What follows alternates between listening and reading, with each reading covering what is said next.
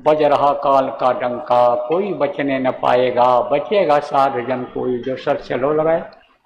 या 2026 है, इसी में विनाशकारी लीलाएं होने लगेंगी, इसी में सब आपको दिखाई पड़ने लगेगा। आगजनी दिखाई पड़ेगी, ओला वृष्टि दिखाई पड़ेगी, ओला पत्थर गिरेंगे, नुकसान करेंगे। ये किसका नुकसान करेंगे? खेती में नुकसान करेंगे।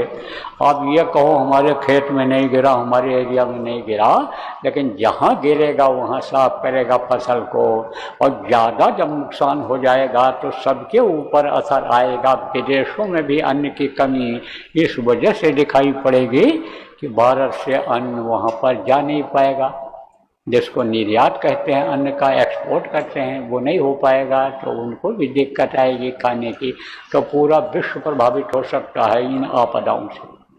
बाढ़ आ गई, नुकसान हो गया, सूखा पड़ गया, नुकसान हो गया, ये सब आपको दिखाई पड़ेगा। और लड़ाइयाँ होंगी, भारत देश में भले लड़ाई ना हो, लेकिन कुछ कहा भी नहीं जा सकता है कि जब लड़ाई शुरू होगी तब वो कहाँ तक जाएगी। असर भारत पर भी आ सकता है उन लड़ाइयों का। देखो प्रेमी, जंगल में आग लगती है, इनको दावाग्नि कहते हैं, तो वो जल्दी बुझता नहीं है।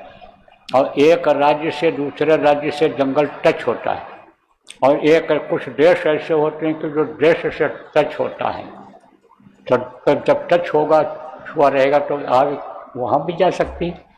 कभी ऐसा भी आपने बुजुर्ग लोगों ने देखा होगा कि जैसे यहाँ पर घर है और कुछ घर दूर हैं, लेकिन जैसे उसमें बांस वगैरह या ऐसी कुछ चीज़ें लगी रहती हैं या घर में कुछ रखा रहता है और उसमें विस्फोट होता है, फटता है वो, और फटता है तो दूर जा कर के गिरता है। वो जो आग होती है दूर गिरती है तो वहाँ भी आग लग जाती है। तो भारत तक आग पहुँच सकती है युद्ध की, विनाश की।